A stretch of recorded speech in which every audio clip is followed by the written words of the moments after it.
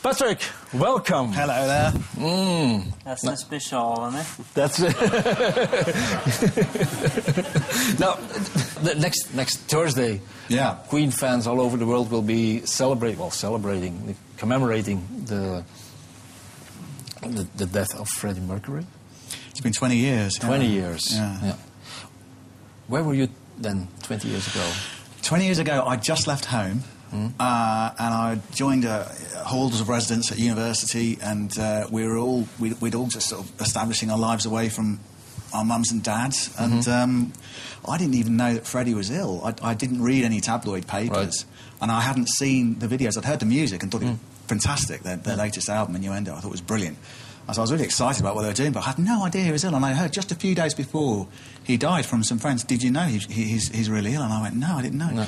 So we all found out at the same time, and it was weird. You know, it was a very strange experience having a childhood hero going. You were a student at that time. So where did the idea start to begin with a tribute band? Well, I mean, there weren't any tribute bands when we started. It was kind of more. I think there was one thing to ABBA that was going around. Beyond again, it was because.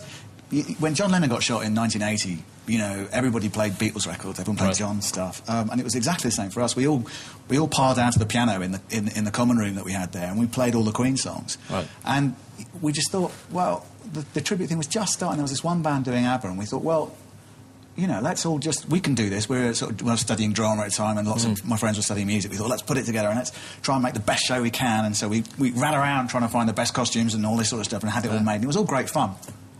And we thought we'd just do it for a few shows, and that would be it, and then we'd just leave it. And we'd try and do those few shows as well as we possibly could, and just have this brilliant project and throw everything we could at it. We didn't have any money, we didn't have any, you know, we didn't have a clue, we didn't know what we were doing, but we just thought we just wanted to do this because we'd never seen a Queen concert. You know, you hadn't seen Queen. No, I was 14 when they toured last, and I said to my parents, "Can I go?" Because they knew I loved Queen, and they said no. You can't, you know, you're too young, we're not going to take you, it's too much of a hassle. So I thought, well, never mind, I'm going to go myself next time they tour. And they never toured again. So I was really frustrated that I wanted to be in the crowd when I did the Radio Gaga thing, and I wanted to see the big screens, and I wanted to do the AO response, and I wanted the whole thing, and that was never going to happen. So you had to do it yourself? So kind of, I think that was, I didn't realise it at the time, but I think that was the engine that we really sort of like, you know, put the sort of... But the resemblance is striking. The moustache, it's for real? Yeah, it's real, yeah. But I heard you had a mouthpiece put in to make the resemblance teeth-wise more... What, the teeth? It's teeth? I can't possibly say. Oh, yes, you can. That's a secret I'll take with me to my dentist. All right. How long does it take for you to turn into Freddie Mercury? It's kind of... I mean, there's a lot of costumes. So there's a lot of costumes to, you know, kind of organise and get ready, and then the makeup, and then there's a lot of vocal warm-ups. But, you know, I've got a bit quicker over the years. Yeah. Are you a Queen fan? Reggie? Yeah, for sure. I mean, I didn't really collect their music, but when I was a child, you know, Another One Bites the Dust and We Will Rock You, you know, growing up in the United States, I mean, those are huge, huge songs. I mean, that was just a part of every roller disco, every rock station. I mean, you couldn't get away from it. And it was brilliant music. Now, what's your favorite song? My Best Friend, or Best Friend, I think it's called. You're My Best Friend. My Best Friend. Yeah, that's a beautiful song. Yeah, that's great. Now, Kill Queen on stage, it sounds like this. Jumping! Stop!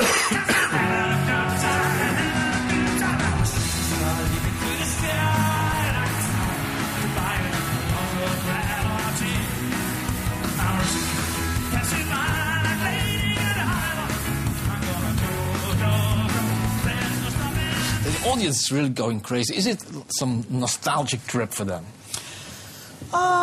Yes, for some of them, yeah. I mean, the thing is with Queen music, it's been around for a while, but the people in our audience, that, you know, you get people, you know, who are 10, 12, you know, 6, you know, whatever, then they went around 20 years ago, so it's not really nostalgia for them. I think with Queen, it's what was amazing about Queen is, I mean, you know, the whole core response AO thing, and everyone shouts back and all that kind of thing.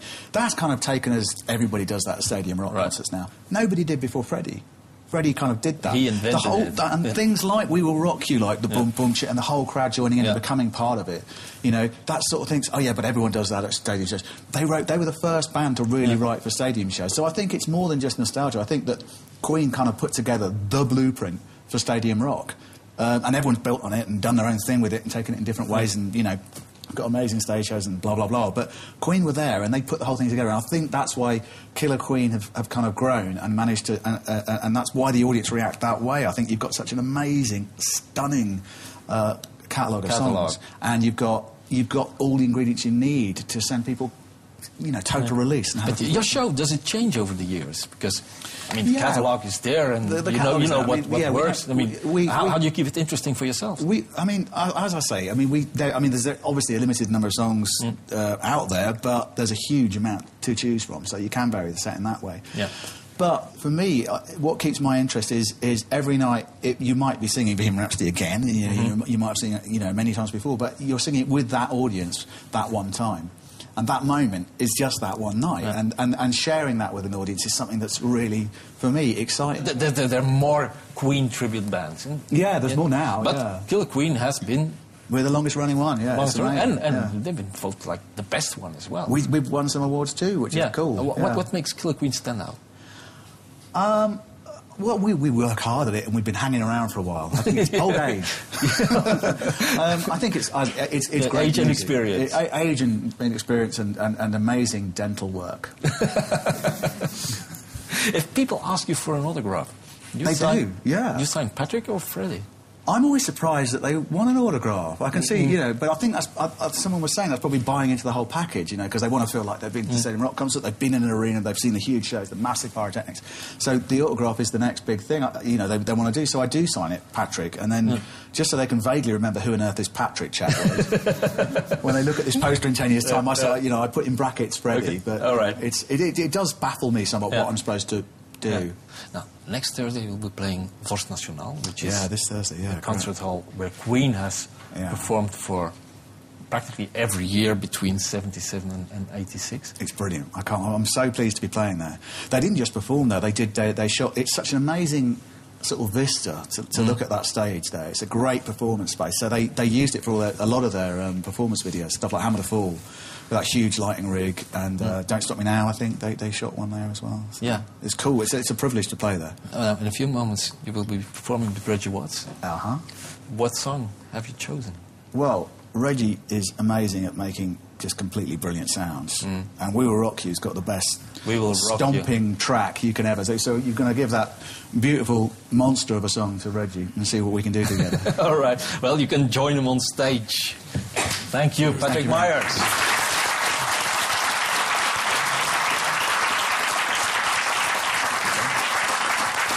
Zondagavond kan u op Canvas kijken naar een documentaire over het persoonlijke leven van Freddie Mercury. En donderdag speelt Killer Queen in Voorst National. Maar nu dus graag uw aandacht voor Reggie Watts en Patrick Myers met We Will Rock You.